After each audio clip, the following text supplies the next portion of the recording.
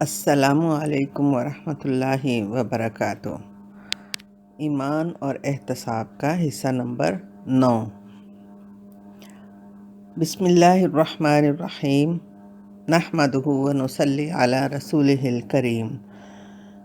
اب تک ہم نے یہ جانا کہ کامیاب انسان کو صبر کی مشکل گھاٹی سے گزر کر ہی کوئی ایوارڈ مل سکتا ہے۔ کوئی بھی بہادر یا سخی نہیں بن سکتا جب تک نفس پہ جبر نہ کرے، اخلاق کریمانہ کے اعلیٰ مرتبے پہ فائز نہیں ہو سکتا جب تک صبر و تحمل کا شیوہ اختیار نہ کرے۔ اللہ رب العزت نے اسی لیے صبر کا اجر بے انتہا بے حساب دینے کا وعدہ فرمایا ہے۔ انما یوفی الصابرون اجرہم بغیر حساب، اور دنیا میں اپنی قرب کا یقین دلایا ہے، ان اللہ مع الصابرین۔ مگر انسان کی فطری کمزوری ہے کہ وہ خطا کا پتلا ہے، اور یہ اللہ کی رحمت ہے کہ خطا یا بھول چوک کی باز پرس نہیں ہوگی۔ خطا وہ عمل ہے جو نیت اور ارادے کے بغیر اتفاقاً ہو جائے، جیسے چلتے چلتے کسی کے پاؤں پہ پاؤں آ جائے یا ٹھوکر لگ جائے، ہاتھ سے کوئی چیز چھوٹ کر ٹوٹ جائے، کچھ رقم وغیرہ گننے میں غلطی ہو جائے۔ اس میں ایک اور چیز ہوتی ہے اشتباہ، یعنی کسی کام یا کسی چیز میں شبہ ہو جائے، ایک جیسی چیزوں میں سے کسی کی چیز اپنی سمجھ کر اٹھا لی وغیرہ۔ ایک اور معاملہ ہوتا ہے نسیان، یعنی بھول جانا۔ اس میں جیسے صلاۃ میں کچھ عمل بھول جانا یا شبہ ہو جانا، بھول کر روزے میں کچھ کھا لینا، کسی کا کام یاد سے محو ہو جانا، ذہن سے نکل جانا یا بھول جانا وغیرہ۔ نسیان اور خطا یا اشتباہ کی بنیاد پہ کوئی بھی عمل قابل گرفت نہیں ہوتا۔ ان کے لیے بھی اللہ رب العزت نے دعا سکھائی ہے، ربنا لا تؤاخذنا ان نسینا او اخطانا۔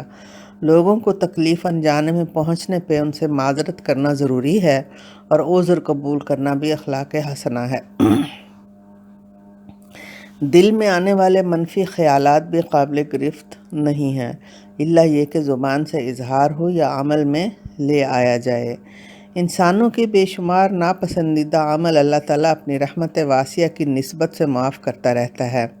اگر اللہ ہر ناپسندیدہ عمل پہ گرفت کرتا تو کوئی جاندار زندہ رہنے کا حقدار نہ ہوتا۔ یہ اللہ کا بندوں پہ کرم ہے کہ وہ یعفو عن کثیر کا معاملہ کرتا ہے۔ نسیان، خطا یا دل کے خیالات پہ انسان ضمیر میں خلش محسوس کرتا ہے، مگر ویسی شدید خلش بھی محسوس نہیں کرتا جو گناہ سرزد ہونے پہ ہوتی ہے۔ گناہ وہی ہے جس کے ظاہر ہو جانے پہ انسان کو رسوائی کا ڈر ہو۔ معاشرے سے، والدین سے، بہن بھائیوں سے چھپائے تو ان کا گناہ گار ہے۔ میاں یا بیوی ایک دوسرے سے اپنے غیر اخلاقی کام چھپائیں تو وہ حق تلفی اور گناہ ہے۔ مگر انسان کتنا نادان ہے، اپنے جیسے لوگوں سے چھپاتا ہے۔ وہ جو علیم بذات الصدور ہے، اس کے سامنے حاضر ہونے اور حساب دینے سے نہیں ڈرتا۔ وہ جو ذرہ برابر نیکی اور برائی کو سامنے لے آئے گا، اسی نے ہمیں اپنا احتساب کرنے اور اصلاح کرنے کے لیے قرآن پاک اتارا۔ بعض اوقات نسیان کے پیچھے اللہ کی حکمت کار فرما ہوتی ہے، اور کبھی شیطانی اثرات کی وجہ سے بھی انسان بھول جاتا ہے۔ خطا اور نسیان کے بعد جو قابل مواخذہ اعمال ہیں وہ اللہ تعالیٰ کی مقرر کردہ حدود پامال کرنے والے اعمال ہیں۔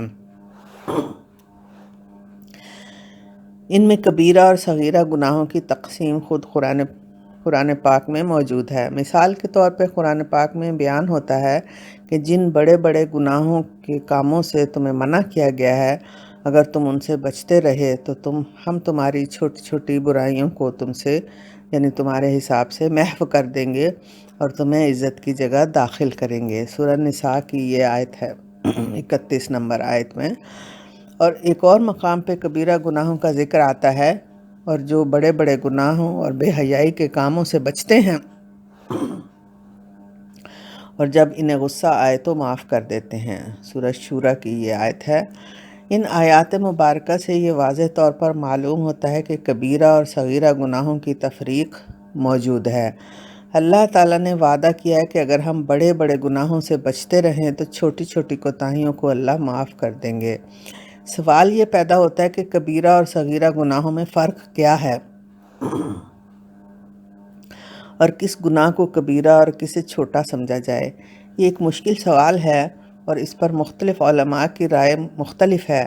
کچھ علماء کا خیال ہے کہ گناہوں میں کوئی تفریق نہیں ہے۔ ان کا کہنا ہے کہ ہر گناہ اللہ کی معصیت یعنی نافرمانی ہے، اور یہ نافرمانی چونکہ ایک عظیم ہستی کے حکم کی ہے، اس لیے ہر گناہ کبیرہ گناہ ہی ہے۔ اصول کے اعتبار سے یہ بات درست ہے، لیکن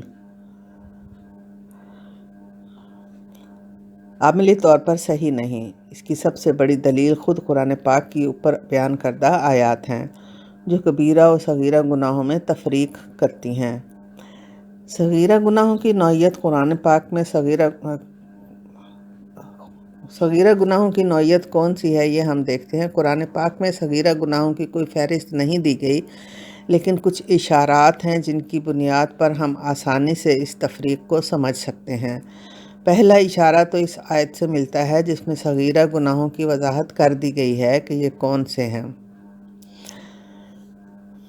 جیسے جو کبیرہ گناہوں اور بے حیائی کے کاموں سے بچتے ہیں، الا یہ کہ چھوٹے گناہ ان سے سرزد ہو جائیں، بلا شبہ آپ کے پروردگار کی مغفرت بہت وسیع ہے۔ سورہ نجم کی یہ آیت کا ترجمہ ہے۔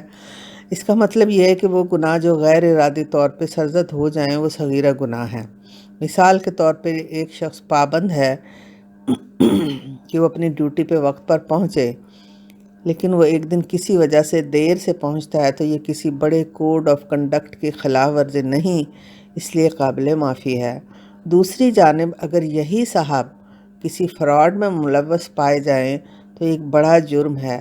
یہی بات دین میں بھی ہے کہ وہ گناہ جو عام معمولات میں سرزد ہو جاتے ہیں وہ چھوٹے گناہوں میں آتے ہیں، جیسے کسی نامحرم پہ غیر ارادی نظر پڑ جانا وغیرہ۔ دوسری بات یہ پتہ چلتی ہے کہ وہ گناہ جو اللہ تعالیٰ بندے کی طرف سے معافی مانگے بغیر خود ہی معاف کر دیں، یا وہ جو نیکیوں کی بنا پہ خود بخود مٹ جائیں، وہ گناہ صغیرہ ہیں۔ جیسا کہ اس آیت سے معلوم ہوتا ہے کہ اور دن کے دونوں سروں یعنی صبح و شام کے اوقات میں اور رات کی چند ساعات میں نماز پڑھا کرو، کچھ شک نہیں کہ نیکیاں گناہوں کو دور کر دیتی ہیں، اور یہ ان کے لیے نصیحت ہے جو نصیحت قبول کرنے والے ہیں۔ سورہ ہود کی آیت کا ترجمہ ہے۔ یہی اصول اس حدیث میں بھی بیان ہوا ہے کہ سعید بن عاص سے مروی ہے کہ مسلمان فرض صلاۃ کا وقت پائے اور اچھی طرح وضو کرے اور خشوع و خضوع سے صلاۃ ادا کرے تو وہ صلاۃ اس کے تمام پچھلے گناہوں کے لیے کفارہ ہو جائے گی، بشرط یہ کہ اس سے کسی کبیرہ گناہ کا ارتکاب نہ ہوا ہو، اور یہ سلسلہ ہمیشہ قائم رہے گا۔ یہ صحیح مسلم کی جلد اول کی حدیث نمبر 543 ہے۔ اس کا مطلب ہے کہ صغیرہ گناہ وہ ہیں جو یا تو اللہ تعالیٰ خود ہی معاف کر دیتے ہیں یا پھر وہ عام نیکیوں سے مٹ جاتے ہیں، لیکن یہ بات بھی یاد رکھنی چاہیے کہ ایک گناہ اگر چھوٹا ہے لیکن اس پر اصرار کیا جا رہا ہے یا اس کے کرنے کی نیت اللہ سے بغاوت یا دین کا مذاق اڑانا ہے تو وہ کبیرہ گناہ میں بدل جاتا ہے۔ مثال کے طور پہ ایک شخص بار بار کسی نامحرم کو دیکھ کر لذت حاصل کر رہا ہے اور وہ گناہ کو چھوڑنے کی کوئی کوشش نہیں کر رہا تو یہ عمل گناہ کبیرہ میں بدل جاتا ہے۔ اللہ تعالیٰ سے دعا ہے کہ وہ ہمیں کبیرہ اور صغیرہ گناہوں سے محفوظ رکھے۔ اللہم کفر عنا سیئاتنا وتوفنا مع الابرار۔ سبحانک اللہم وبحمدک نشہد ان لا الہ الا انت نستغفرک ونتوب الیک۔ دعا گو بشرا تسنیم۔ والسلام علیکم ورحمۃ اللہ وبرکاتہ۔